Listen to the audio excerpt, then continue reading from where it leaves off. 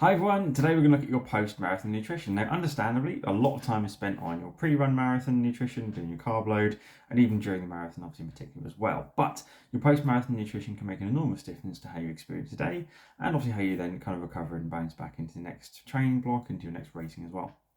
So, key thing, you are going to dehydrate during a marathon no matter how much you drink. Very, very unlikely you're going to get something called hyponatremia, or basically overdose on water. I saw someone recently posting about that and saying it's a risk, and yes, it can be, although very, very unlikely. You'd have to do something astronomical in drinking to really risk that. So the chances are you're going to finish in the marathon dehydrated, as most of us do.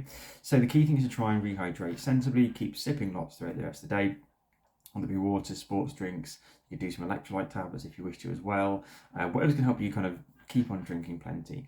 The idea is being by the end of the day, pretty much depending on when you finish and obviously how long it's taken, weather conditions such as heat obviously being a factor as well, is to try and aim for the end of the day to be hydrated back to a relatively normal level. So when you go to the bathroom, you're peeing lots and you're peeing a normal kind of straw yellowy kind of colour. That's the target.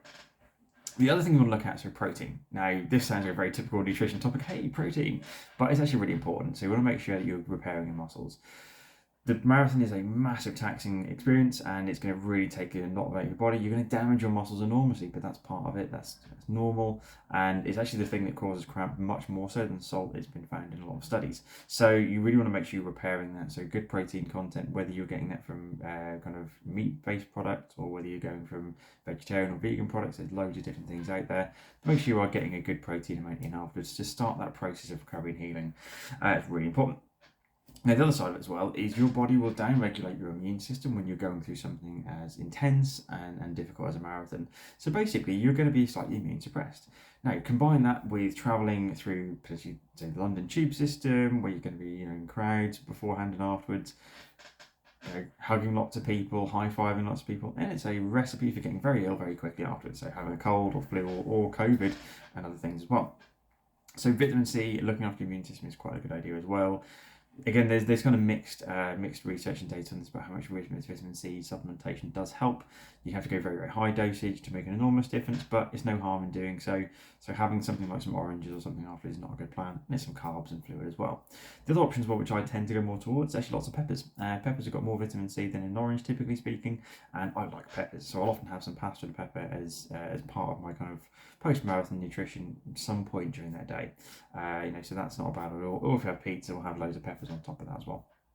Fat and salty foods next. So you do need some high fat content and you're going to need some salt content because you're dehydrated. If you're not using salt tabs during or afterwards or some sort of combination, then you'll probably want some salty foods.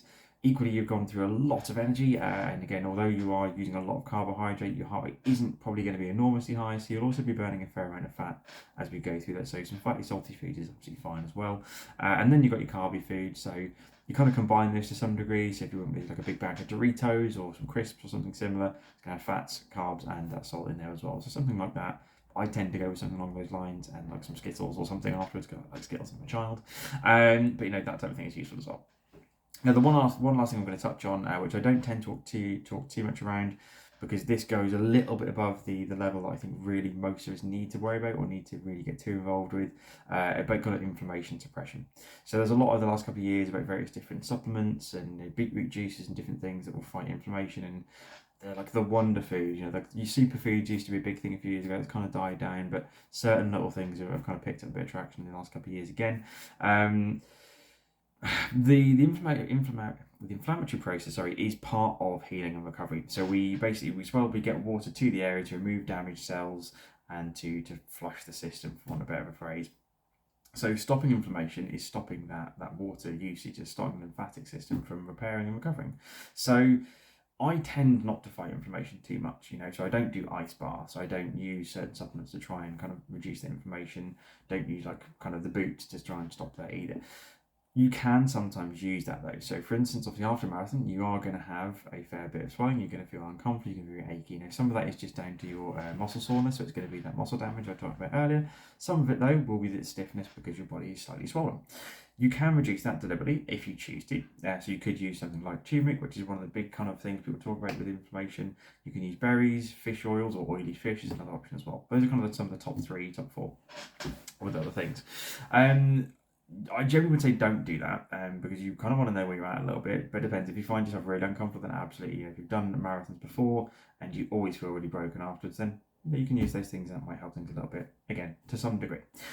The other thing you might want to use it for, it could be really useful, is if you're doing consecutive marathons. Now, it's become more of a thing of the recent years, and I had planned to do so myself, was to do London and then the Norfolk Marathon. There are people doing the US Boston and then doing the London Marathon or Manchester and then London as well. So when you're then doing something like that, you might want to find that information and get yourself feeling as good as possible, ready for the next race, say 6-7 days later.